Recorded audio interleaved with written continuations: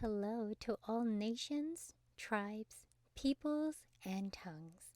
Welcome to Storytime with Ray, where we read the King James Version of the Bible from Genesis to Revelation to take in the wisdom and understanding from the Word. Thank you for joining, and God bless.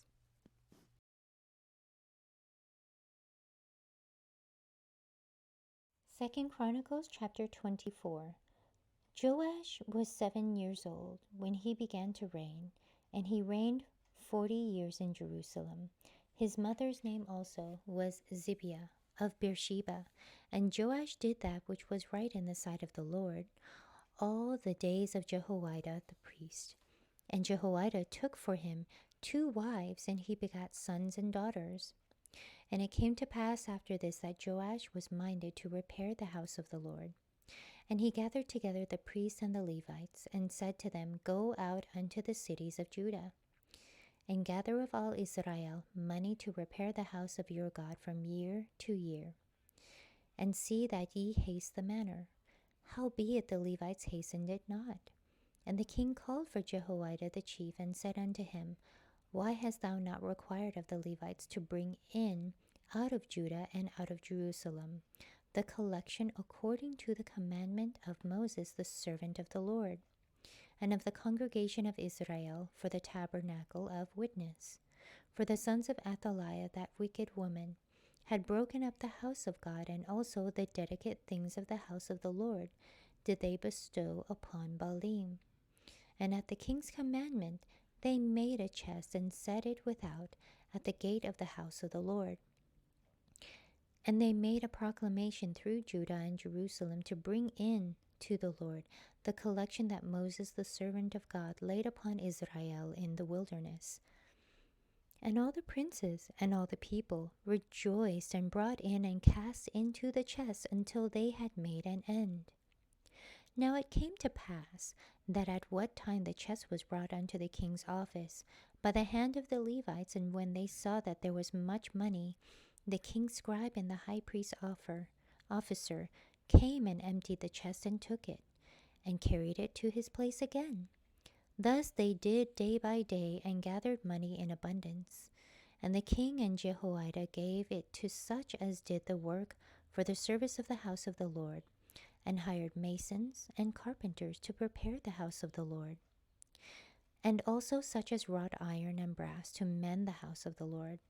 So the workmen wrought, and the work was perfected by them, and they set the house of God in his state, and strengthened it.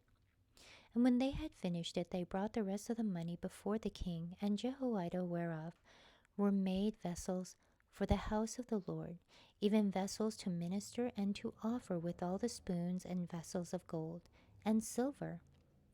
And they offered burnt offerings in the house of the Lord continually, all the days of Jehoiada. But Jehoiada waxed old, and was full of days when he died. 130 years old was he when he died.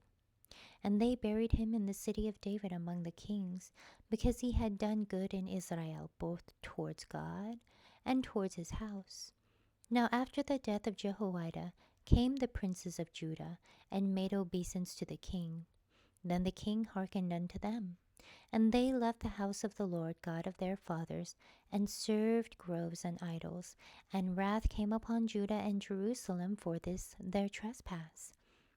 Yet he sent prophets to them to bring them again unto the Lord, and they testified against them, but they would not give ear. And the Spirit of God came upon Zechariah, the son of Jehoiada, the priest which stood above the people, and said unto them, Thus saith God, Why transgress ye the commandments of the Lord, that ye cannot prosper? And because ye have forsaken the Lord, he hath also forsaken you. And they conspired against him, and stoned him with stones at the commandment of the king in the court of the house of the Lord. Thus Joash the king remembered not the kindness of Jehoiada his father had done to him, but slew his son. And when he died, he said, The Lord look upon it and require it. And it came to pass at the end of the year that the host of Syria came up against him. And they came to Judah and Jerusalem, and destroyed all the princes of the people from among the people, and sent all the spoil of them unto the king of Damascus. For the army of the Syrians came with a small company of men.